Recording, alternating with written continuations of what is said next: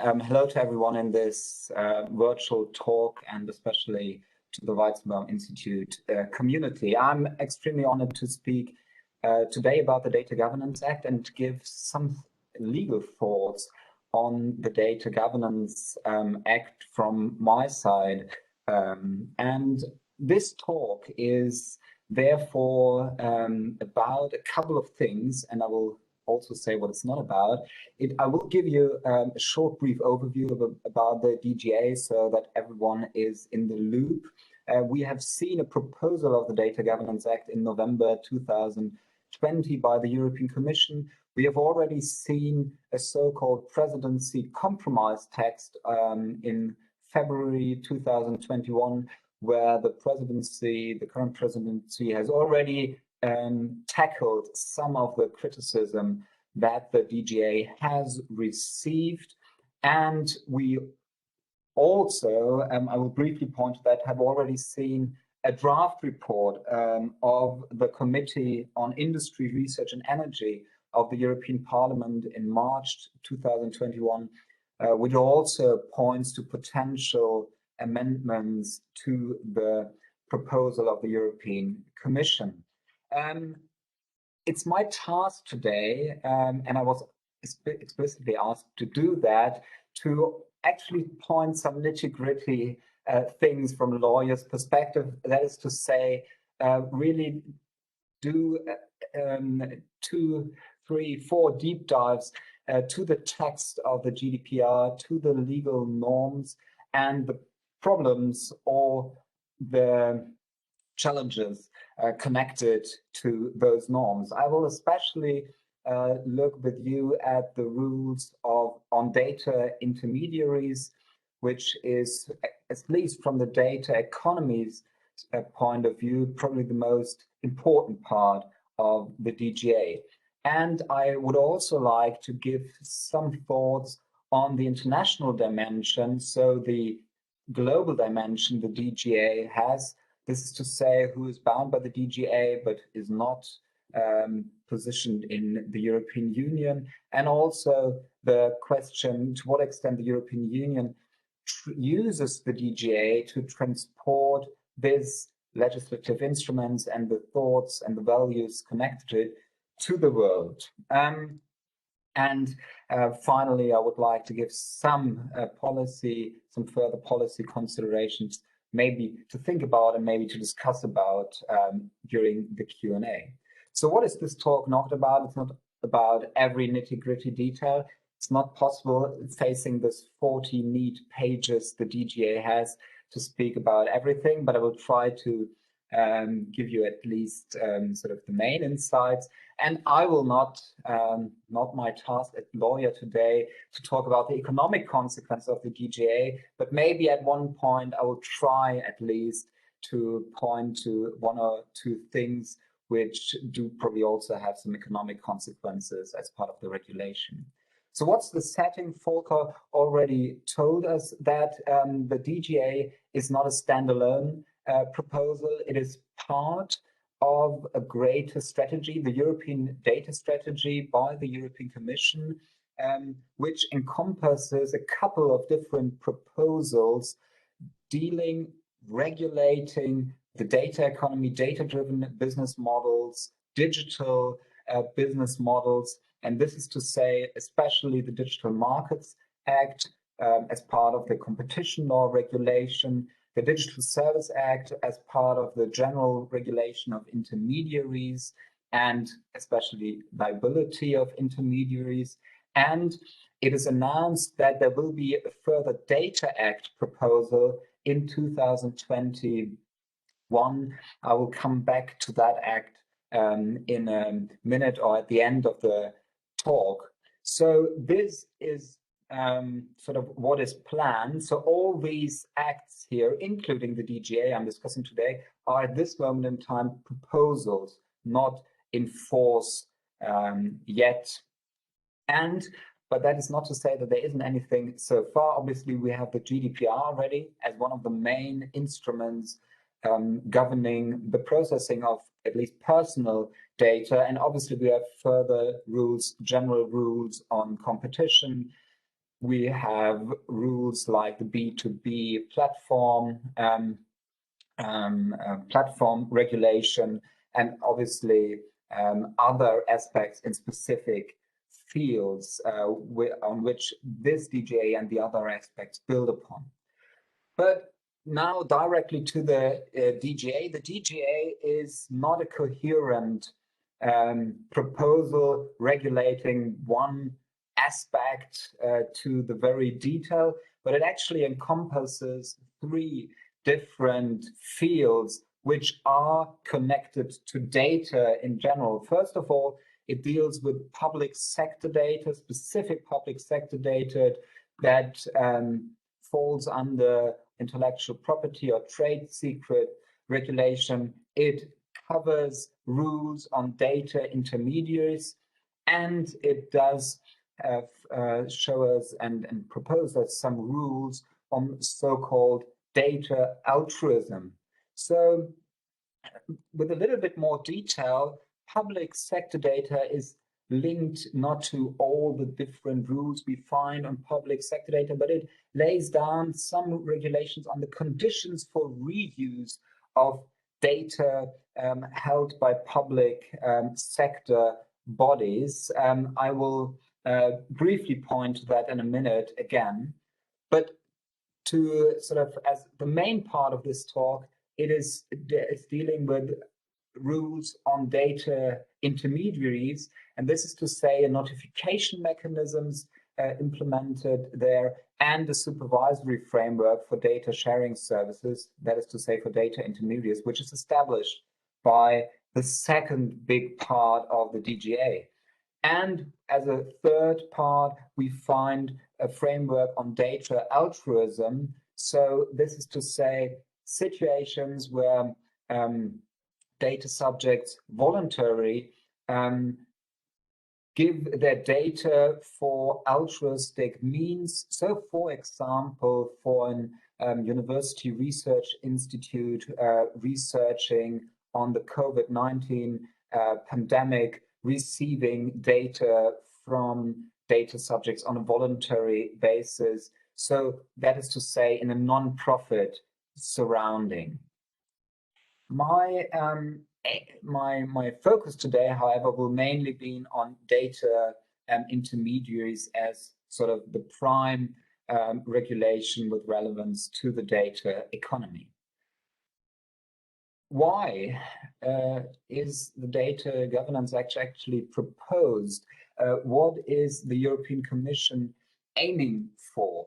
In line with the general European data strategy, the DGA is obviously keen on making available data to a greater extent, especially public sector data, but also data in a B2B context or even a B2C or C2C context, and data shall more widely be shared, and this is sort of the main idea, should be fostered by increasing trust in those helping by that kind of data sharing, especially increasing trust into data intermediaries, at which we will look in a minute.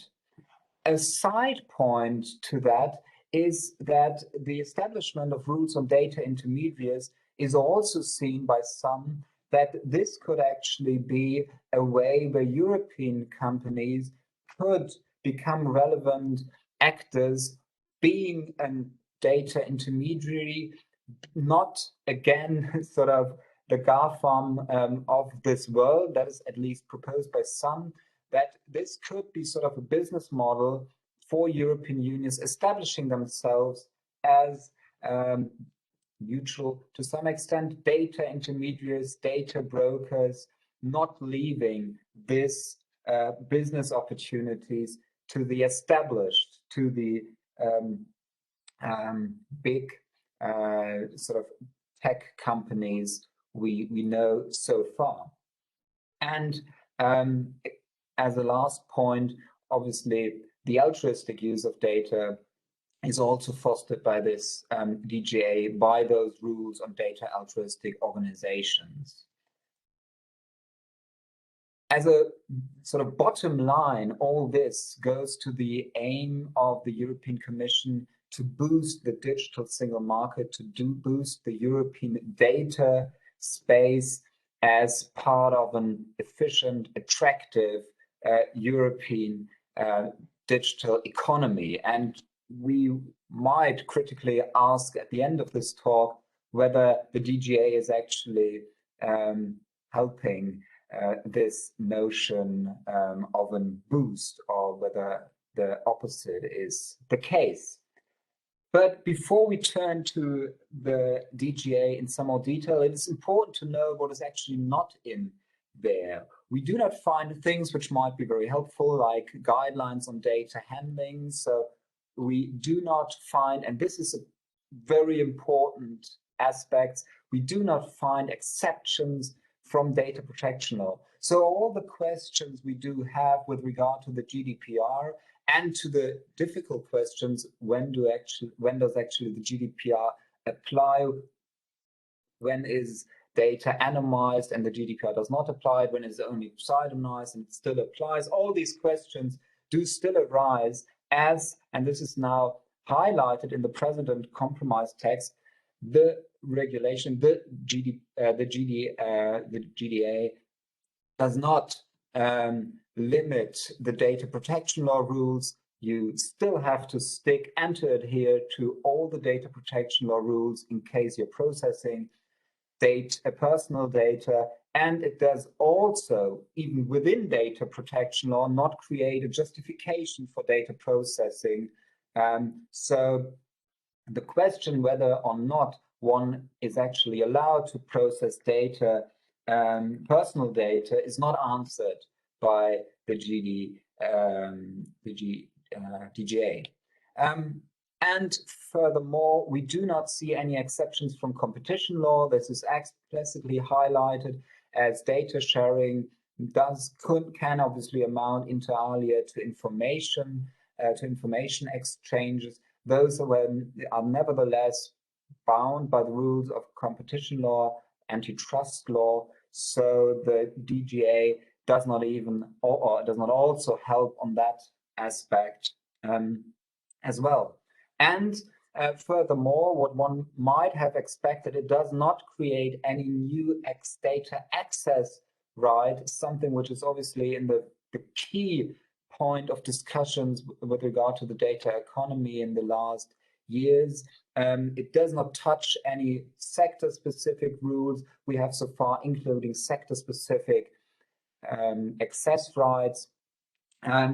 This is, or this might be, part of the Data Act we will see, or which is announced for 2021, where we might see additional data access rights.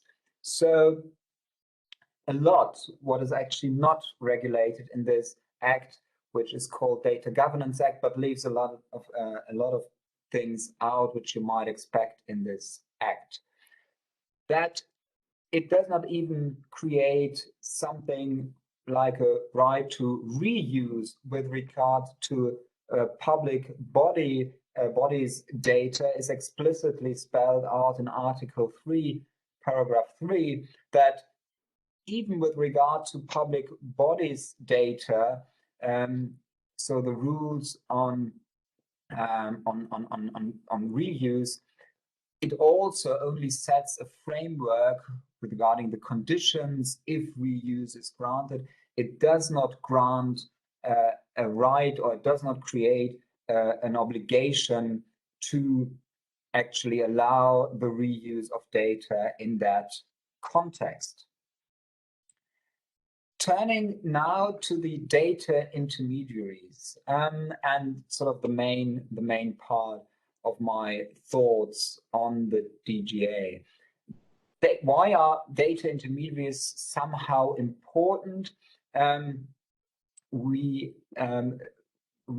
can read that in recital 22 of the DGA, which spells out the importance data sharing services do have as facilitators, as enablers of data sharing, as a mechanism to organize, to handle the data sharing, which is not done in just in a bipolar scenario where A gives some data to B. So data intermediaries offering services connect different actors, and this is done with regard to the aim of efficient pooling of data and the facilitation, so helping bilateral data sharing.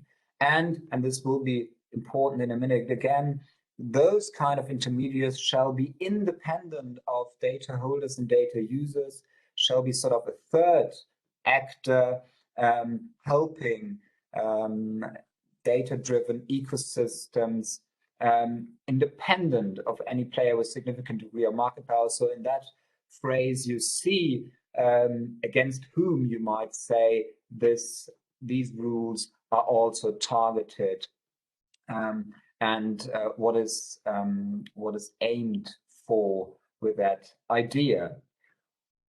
Within the DGA, we see two different things data intermediaries have to face. First of all, a notification regime. So when you provide data sharing services, you have to notify that you're doing this kind of business. And when you're a data sharing service, you are obliged to fulfill a couple of duties, which I will point you in a minute. These are to great extent also fiduciary duties, as data from a somehow neutral point of view of others are handled to the benefit of another party. The prime question, and probably the greatest point of discussion after the DGA has been published in November 2020, was, however, the question, and you might say, oh, this should be actually clear, but it's not. The question, who is actually a data intermediary and who is not? Quite decisive if we will look at the duties such a data intermediary has, that it could be helpful to know whether you're within the scope of the Act or not. Within the first proposal, we didn't even find a definition of the term data sharing service, a term which is equivalent to equivalently used to data intermediary.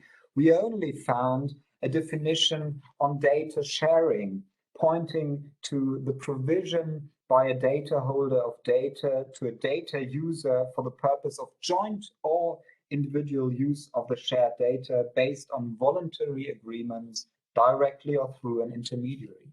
So this didn't really help a lot to point to identify who is actually covered. So, but we had some extra help. So first of all, Article 9 within the DGA spelled out a little bit that three categories of services are covered as data sharing services, meaning intermediation services between data holders and potential data users. Second, between data subject and even data cooperatives. I personally would like to point you to litera A, so the main definition on the intermediation service between data holders on the one side and data users on the other side, because Article 9 litera A does actually spell out a little bit more what is meant in that scenario. It's about intermediation services, but also not only sort of the standalone process of organizing, handling data, maybe aggregating data, but also including making available to the technical and other means to enable such services. So already here, not entirely clear whether third parties data sharing services, which only technically assist by sending data from A to B, were not covered, especially as the next paragraph says this may include bilateral or multilateral exchanges of data, enabling the exchange or joint exploitation of data. So to sum it a little bit up and not to overthrow you with the text, it remains the question whether actually a data intermediary, data sharing service could be already be given in a scenario which is just bipolar. So where one data processor generating data maybe from another business model markets this kind of data is covered by the DGA, or whether we always need some sort of triangular situation between a data holder, a data user, and sort of the data sharing service. The answer is it's the right side, the triangle, which prevails, but it's not spelled out in the Act so far to a great extent. And that is why in February 2021, the presidency compromise text gives some extra valuable help, as it defines the sharing service provider as someone who establishes relationship between an undetermined number of data holders and data user for the exchange, pooling, or trade of data.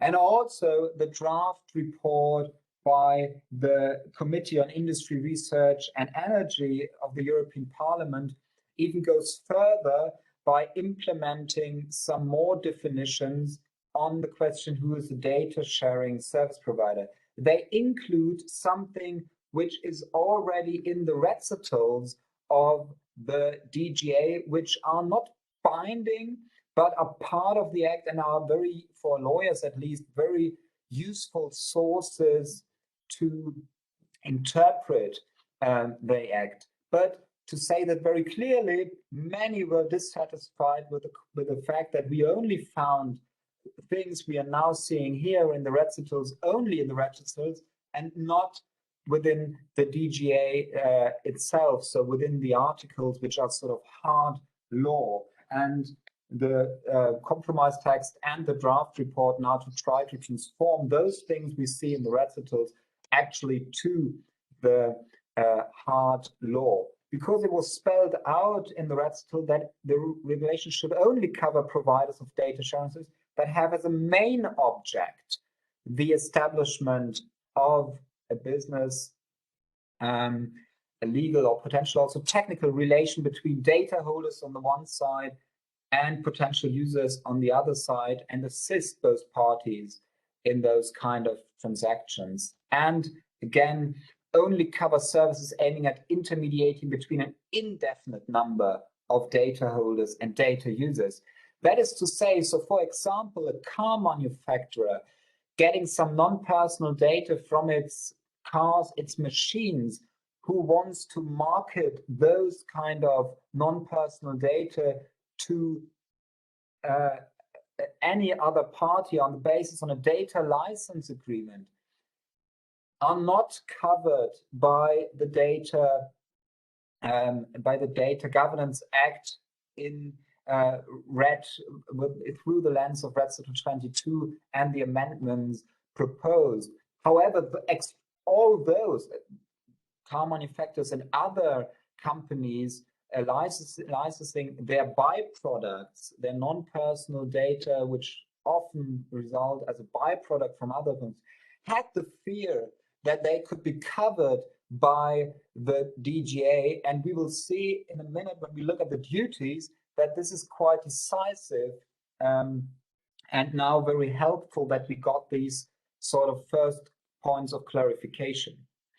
Also within the recitals, we have seen a couple of more things which are explicitly cut out of the DGA. So things like cloud services, or situations where now personal or non-personal data is somehow collected, aggregated, and just licensed out to a single other person.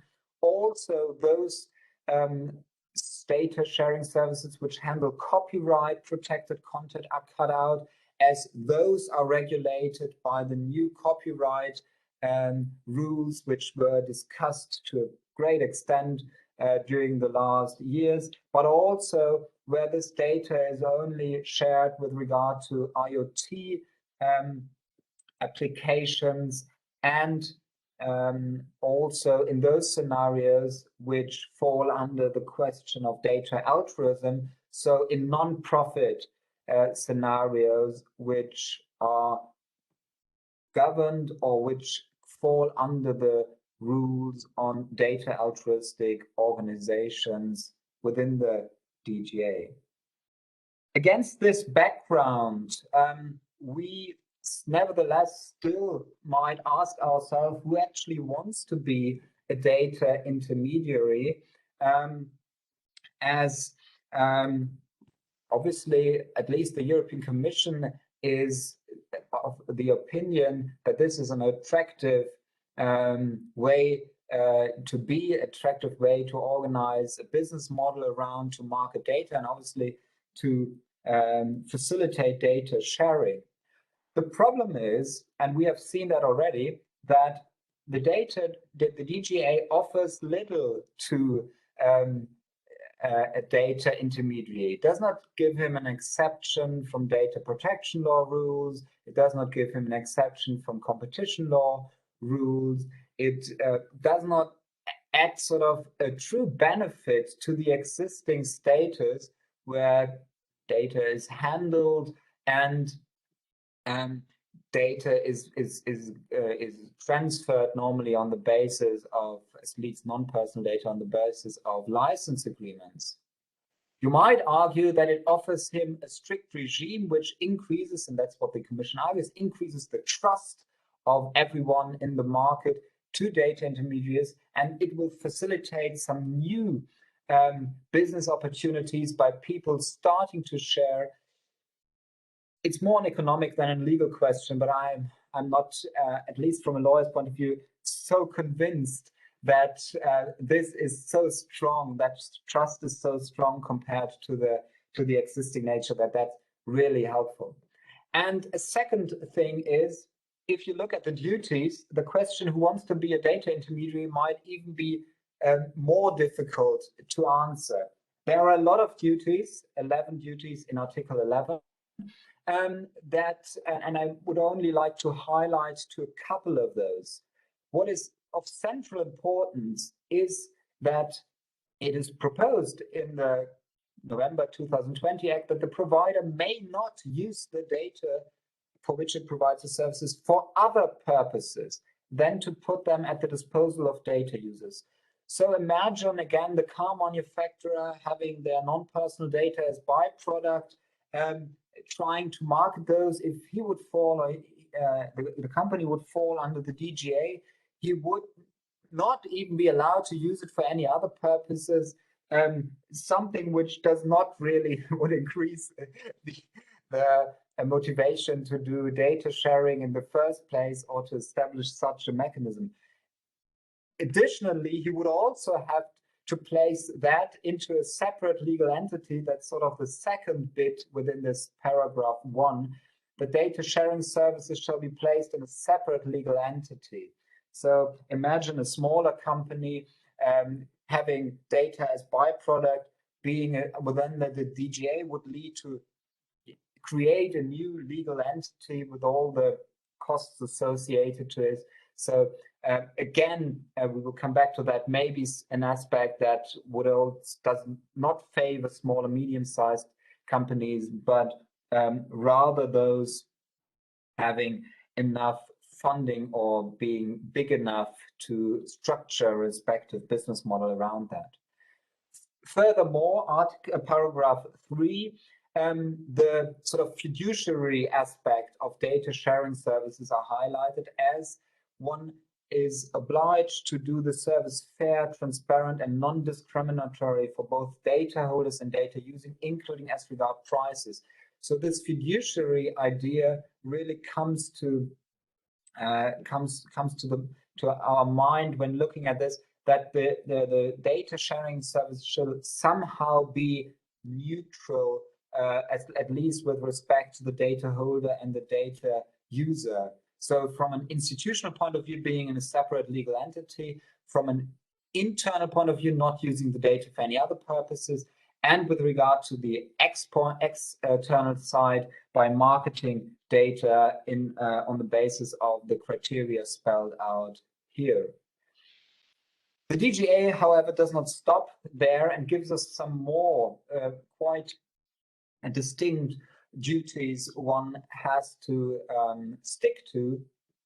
And if you remember all the discussions with regard to copyright, with regard to filter systems, with regard to the general questions to what extent intermediaries are liable for those kind of data they are hosting, Article 11, paragraph 7 spells out quite clearly in a short sentence that the provider shall put in place adequate technical, legal, and organizational measures to prevent transfer or access to non-personal data that is unlawful under union law, and in the presidency compromise text, it's even added union law and national law.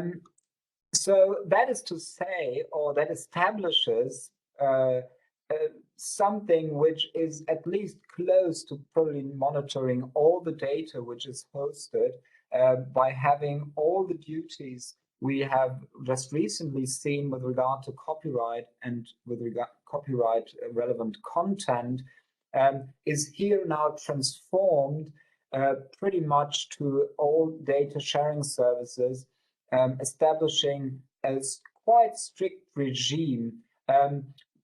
Lawyers would obviously largely argue about the question, what is adequate in this context, and adequate is probably not looking into every bit and byte, but to implement sort of reasonable standard industry filter mechanism with regard to unlawful content.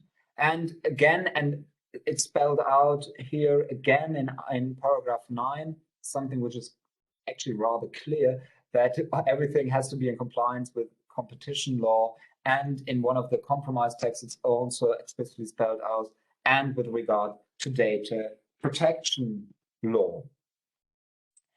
What are some further limits on that basis to sum that up? So we see in high bureaucratic effort, we see high compliance cost.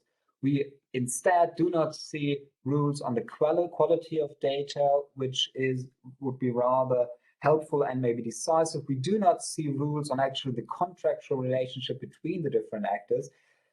With regard to data license agreements, we might see them within the Data Act proposal. I would hope so. Before finishing this talk, I would like to point to one other aspect which goes a little bit to the policy side of this act, and this is the international dimension of the DGA. You are probably aware of the fact that the European Union is very much convinced of the fact that European legislative instruments with regard to data law and data protection law are worth exporting to basically every country in the world, or close to every country in the world. It's explicitly stated by the European Commission, and that one does seek to transport standards, European standards, to other parts of the world to raise the general level of protection. And this has been done by the GDPR, and we now see similar mechanisms with regard to the DGA.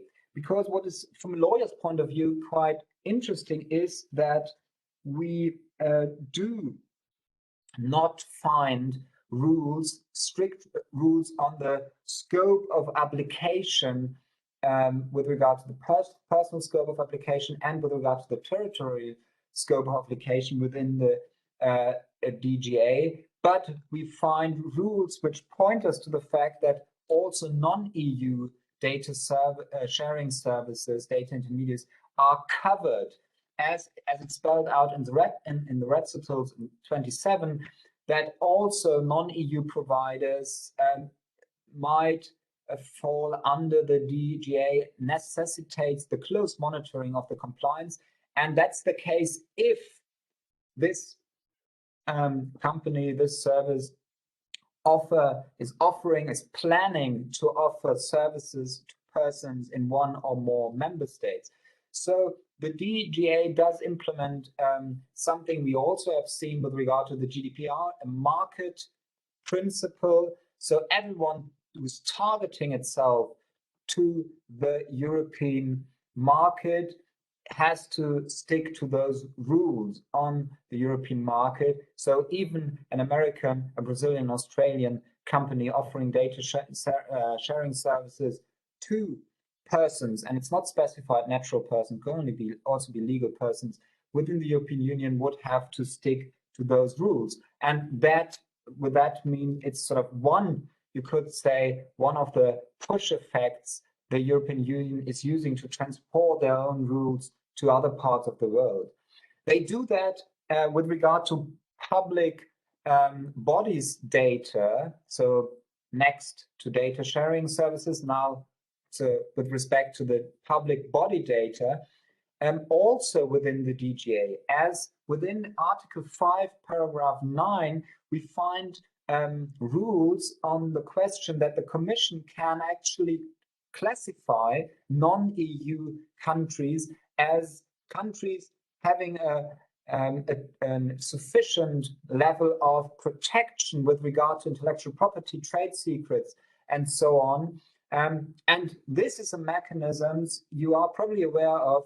We also find within the GDPR, as the GDPR allows the transfer of personal data to non-EU countries if the European Union has established that that country offers a sufficient and adequate level of protection.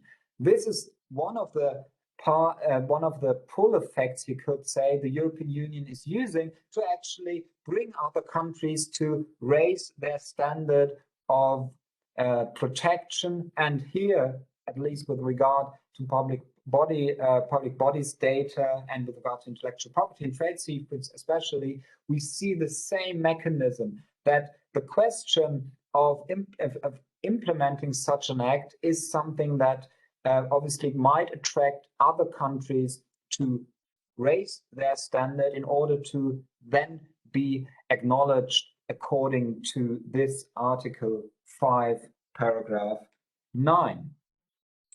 So to conclude, is the DGA really boosting the European data economy?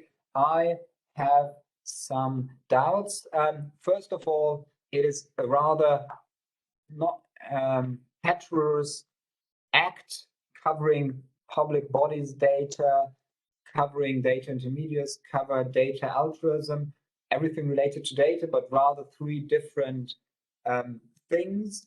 And as said, it does actually rather increase the complexity of handling data, especially with regard to the huge amount of additional duties companies would have to stick to when offering these services.